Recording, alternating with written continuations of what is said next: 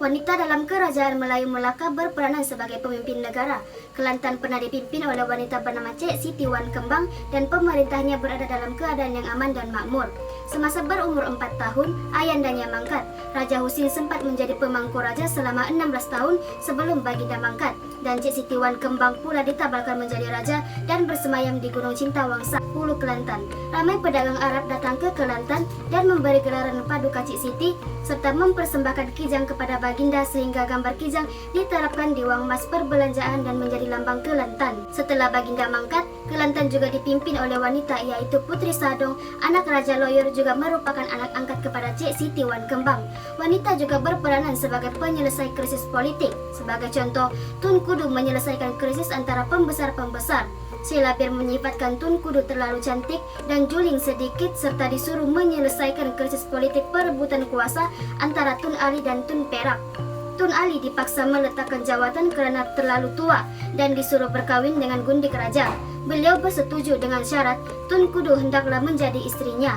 Tun Kudu agur agar abangnya Tun Perak menaiki tahta. Kesemua penyokong Tun Ali akhirnya menyokong Tun Perak sebagai bendahara. Tun Kudu ibarat lilin yang membakar diri untuk menerangi orang lain. Jika Tun Kudu bersuara untuk ingkar, akankah ia menolak? Kerana kejatuhan taraf sosial daripada permaisuri kepada istri pembesar yang telah tua. Kemungkinan juga Tun Kudu dijadikan alat untuk memenuhi kehendak keluarga dan kaum lelaki. Seterusnya, wanita berperanan sebagai pendamai. Tun Teja merupakan tunang kepada Sultan Pahang namun menjadi istri kepada lelaki yang tidak dicintainya, yaitu Sultan Mahmud Shah. Lebih teruk lagi, beliau telah ditipu oleh pembesar untuk menutup kesalahan terhadap Sultan. Titah Sultan Mahmud Shah II untuk membawa Tun Teja kepadanya akan mendapat ganjaran yang lumayan. Hang Nadim yang bermasalah kepada Sultan telah mengupap pelutut untuk memujuk Tun Teja berkawin dengan Sultan. Tun Teja disifatkan sebagai seorang yang bermaruah dan tidak gilakan kuasa untuk berkawin dengan orang yang berpangkat tinggi dan dia merupakan orang yang setia kepada tunangnya. Tun Teja tidak mudah terpedaya, namun Hang Nadim telah mengguna-guna Tun Teja dan akhirnya mengikut Hang Nadim. Wanita tidak ubah seperti mainan untuk memperolehi sesuatu. Keizinan dan kerelaan wanita bukanlah prasyarat lelaki untuk mendapatkan cinta wanita, sebaliknya perasaan wanita diketepikan.